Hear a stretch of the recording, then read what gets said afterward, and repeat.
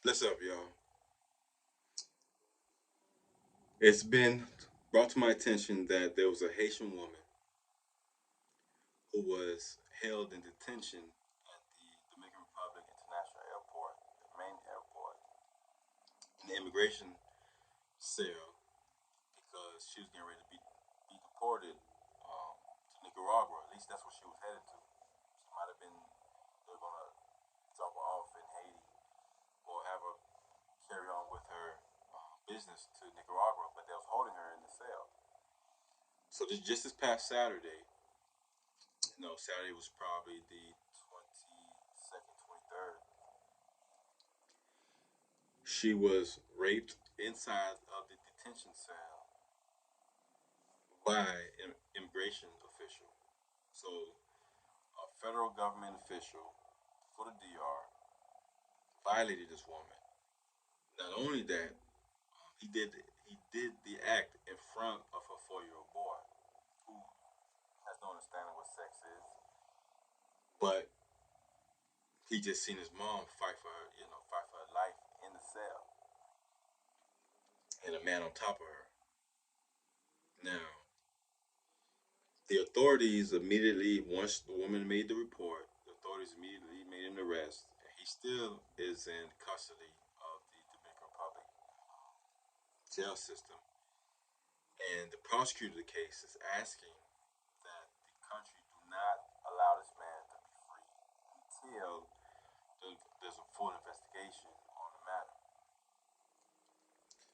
Now, for this federal officer to have the audacity to not only put his hands on this black queen, but to violate her in the manner he did, on top insult to injury in front of her son, who's going to be traumatized possibly for many years of his life, if not all of his life.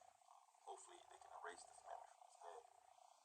But it's such a traumatizing event, it'd be very difficult to.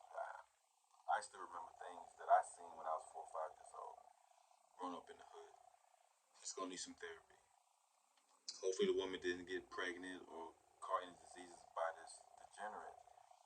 But it leads me to ask this question: how many other women were raped by this man or by other federal officials? And to be so comfortable that he does it not only while he's on the clock at work, but on government property at an airport. And to think he would not get caught, that she would not report it. So this guy is obviously a sexual deviant. He's done it. He has had to have done it plenty of times before, outside of the airport. So I'm sure there's going to be an open case on his past and those who did not press charges. And I hope it doesn't get swept under the rug like the former president back in 1937, President Trujillo. I call him President Trial because this president showed and displayed his hatred and anger for Haitian people. He not only said it plenty of time publicly, he showed it. And on top of that, he was a sexual deviant as well. He raped and molested many girls.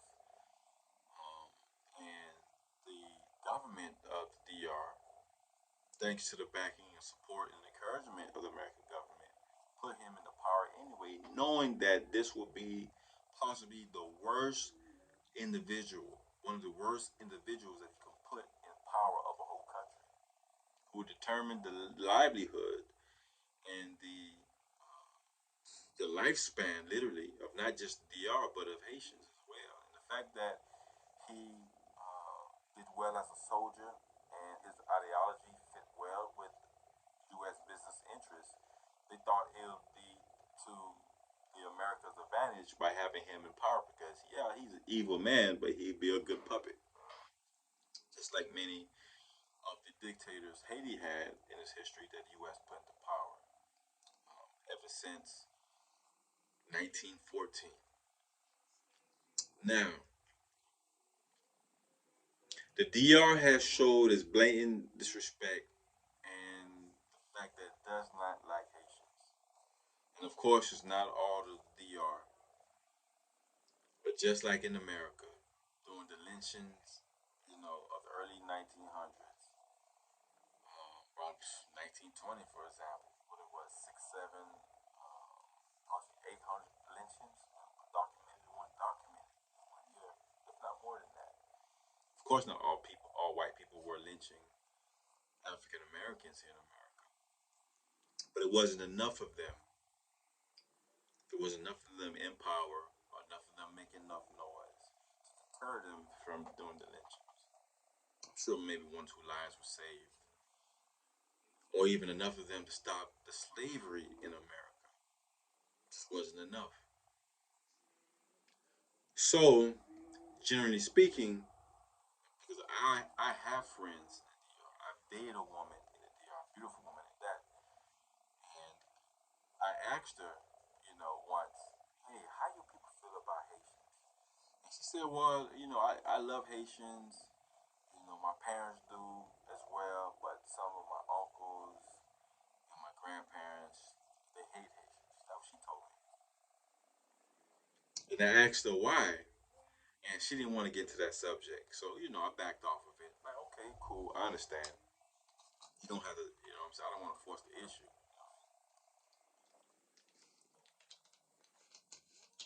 But she did not want to talk about it.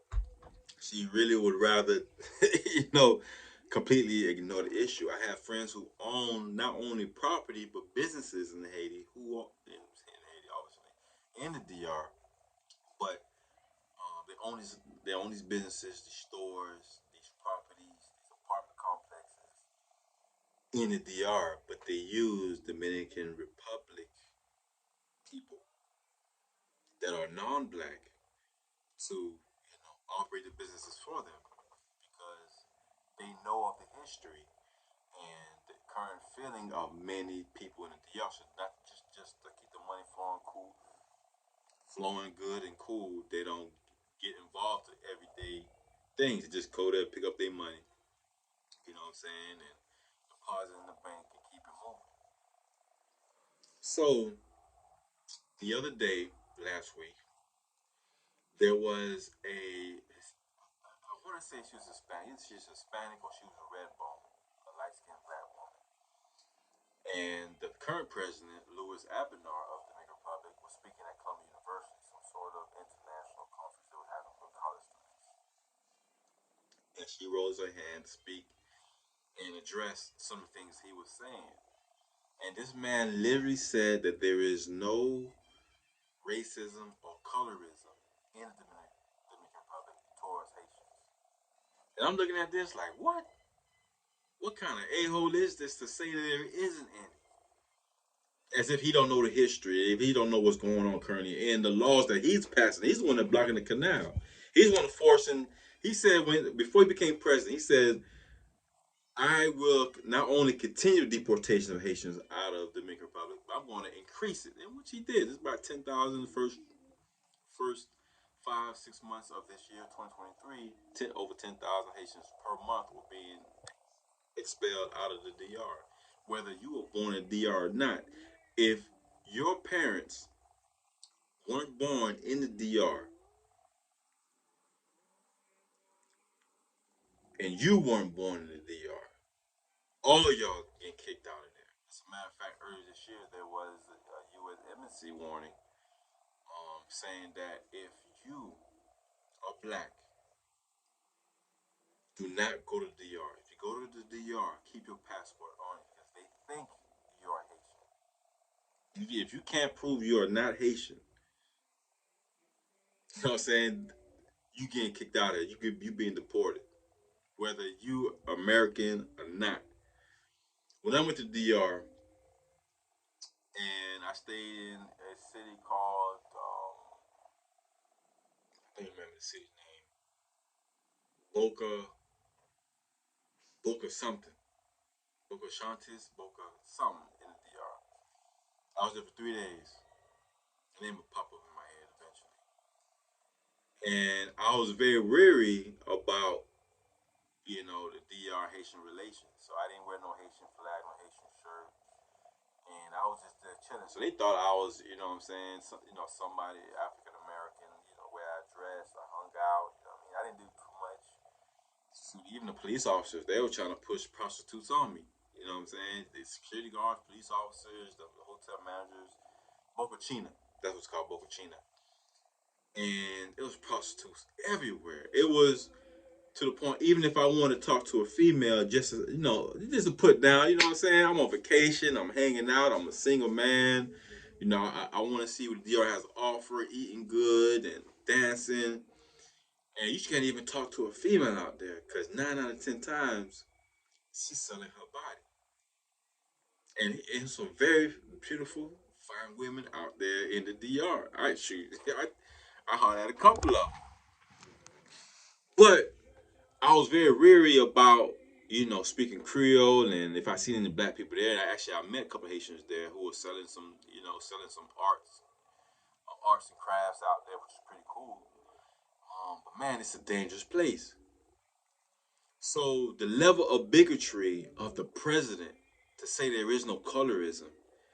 If you black, matter of fact, right now, I seen a video of this Haitian woman, young Haitian woman, very attractive, was in a DR clubbing or whatever with some friends.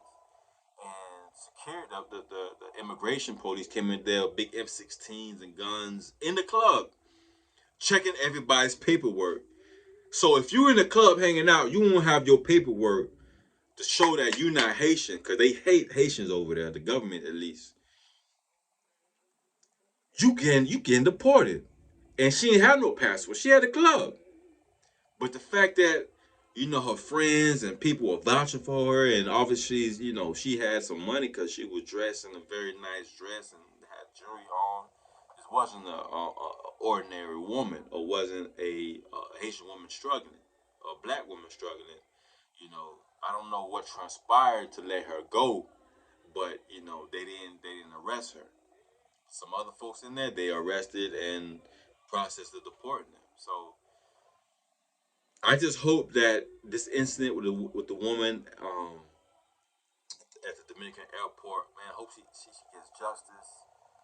This is not only a big lawsuit, but a big criminal case is probably going to crack open, and the eye opening on what's going on in Haiti and what's been going on in Haiti for the past since 1937, even before then.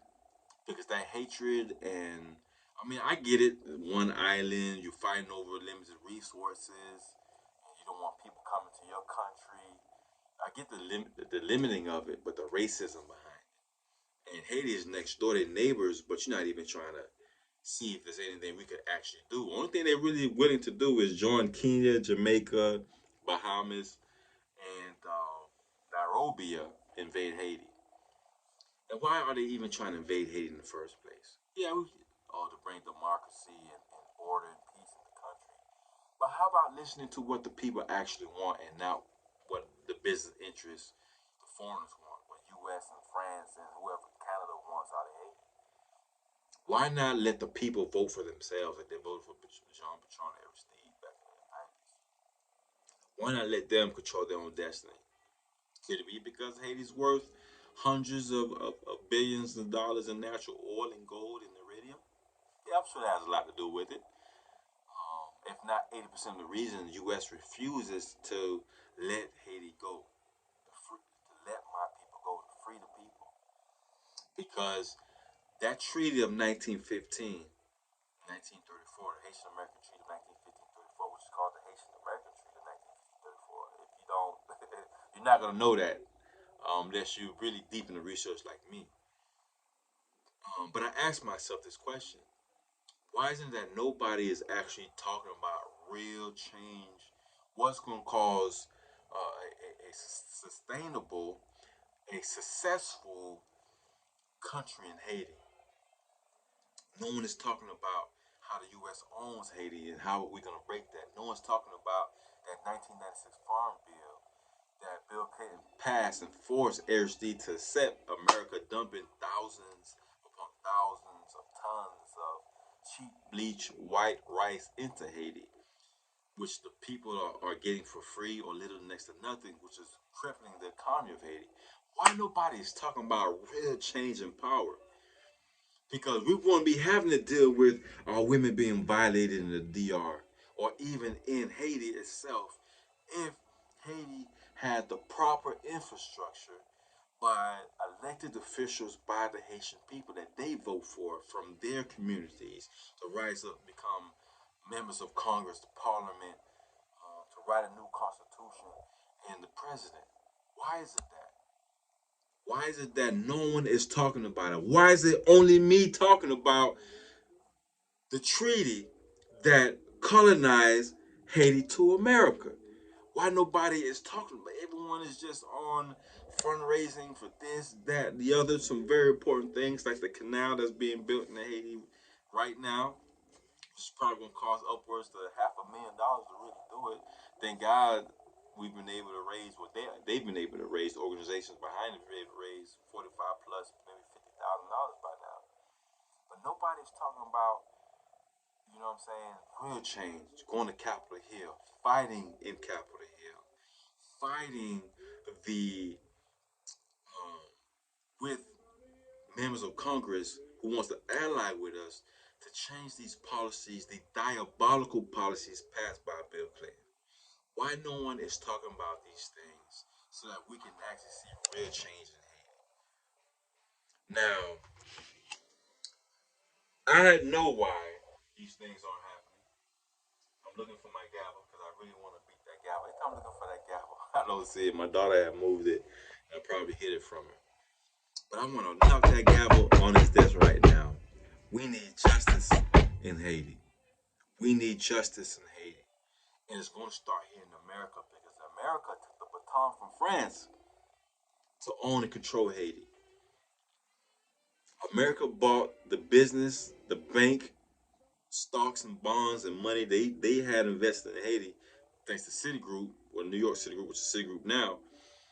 The money they stole, the U.S. Marines stole, which was $400,000 in gold bars, shipped it to New York for safekeepings to make sure Haiti pays back its loans. Mind you, it just Haiti literally for 122 plus years had to pay a debt of 90 million gold francs. First of all, 150 million gold francs, but that amount ballooned into damn near $1 billion for a little small country like Haiti. Pay all of that instead of building its infrastructure. No one is talking. The only person that had the balls to talk about that in the government of Haiti was Jean-Bertrand Aristide. And when he said that, they kicked him out the country. Because not only does France owe Haiti reparations, America does as well. And that $400,000 in gold bars in 1914 today is equivalent of about 12, $13 million. Easy case reparations. Haiti has everything it needs to succeed and thrive. Everything. But no one is talking about real power. Why isn't anyone talking about real power? Taking the fight to Capitol Hill. Not just protesting, not just marching, not just these emotional requests for help with Haiti. We don't need help. What we need is to be free. Haiti just needs to be free to make its own decisions, just like any other country in the Caribbean. Just like Jamaica's able to do today, Bahamas able to do today. But they really do it the veneer of they still owned by the British, even though quote unquote free. Like those 14 countries in Africa that's on the francophone Africa, using France using them, having these African countries having to pay $500 billion a year to put into French treasury, which is ridiculous. And that $500 billion a year is the reparations tax. African countries paying France reparations because it makes absolutely no sense. Why would the enslaved pay the oppressor reparations? Same thing they did in Haiti. They got away with it. Haiti still suffering to the day. To this real change, and that's why we started this GoFundMe to go and fight in Washington D.C. in the Capitol. It's still ongoing. It's going to go ongoing until we raise the money, raise the awareness, and connect with the right people to make this change. I'm going to need your help. My name is King Kevin Dorival. Hope you enjoyed this video. Justice for Haiti. And it starts with getting back Haiti's sovereignty, independence, freedom. We can't get that sovereignty back until we break that 1950, 1934 African Haitian and American treaty. This is an African American Haitian Afro anybody African diaspora. So this is not a Haitian problem. This is a black problem. We're gonna need all the help we can muster to make this happen.